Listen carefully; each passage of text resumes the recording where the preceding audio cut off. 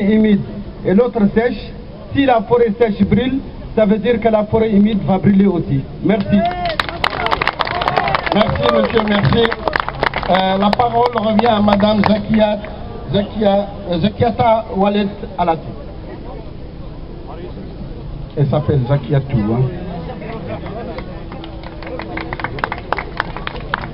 Merci beaucoup.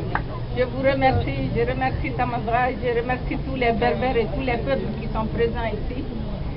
Je voudrais vous faire part de ma propre expérience pour que vous puissiez comprendre de quoi il s'agit. Je pense qu'il est difficile de revenir sur ce que Taher a dit, parce que je crois qu'il a décrit tout, il a planté des tableaux. Moi-même, j'ai été responsable, occupé de trop hautes fonctions au Mali pendant des années. J'ai occupé des hautes fonctions au sein des Nations Unies à l'ONUDI. Donc vous comprenez que si un jour je retourne la veste comme on veut le faire comprendre, c'est parce qu'il y a des raisons, et des raisons fortes et évidentes. Parce que je veux me protéger mes enfants. D'abord, il a parlé des différents événements qui ont eu lieu, au cours desquels il y a eu énormément de massacres, sur lesquels aucun Malien n'est revenu, et qu'on cache même aux Maliens du Sud, parce que nous avons vécu avec eux en amitié et en fraternité. Donc, c'est important de revenir dessus et qu'ils comprennent pourquoi on demande notre indépendance, pourquoi on demande notre autonomie, pourquoi on veut être libre. C'est parce que nous avons tout tenté et que l'État que nous avons, ce n'est pas un État sincère. C'est un État qui cache la vérité aux citoyens. Et quand un État prend comme ennemi ses propres citoyens, ça veut dire que ça ne peut plus marcher.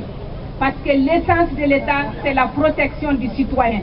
Et si cette protection du citoyen s'avère impossible au Mali, ça veut dire que nous, les citoyens touaregs, ne pourrons plus rester dans ce pays. Moi, je suis née dans la région de Tombouctou.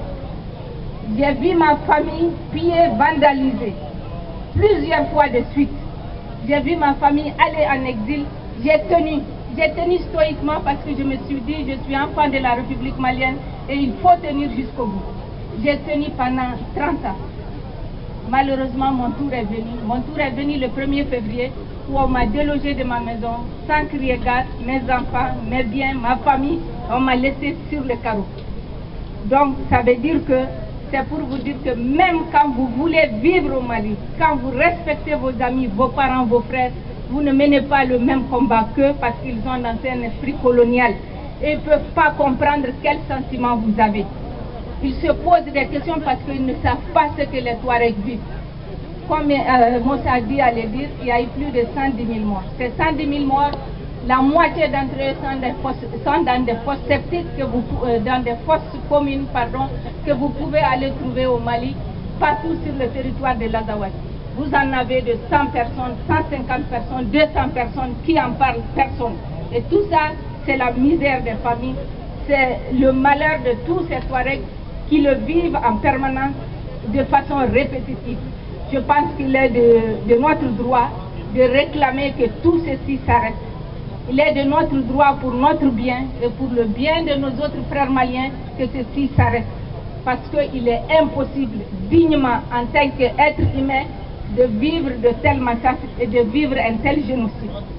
Donc je voudrais vraiment vous dire que le nouveau péril auquel on fait face, qui a été organisé et orchestré par le gouvernement du Mali, en l'occurrence le président qui a été déchu récemment, je crois qu'il faut demander explication.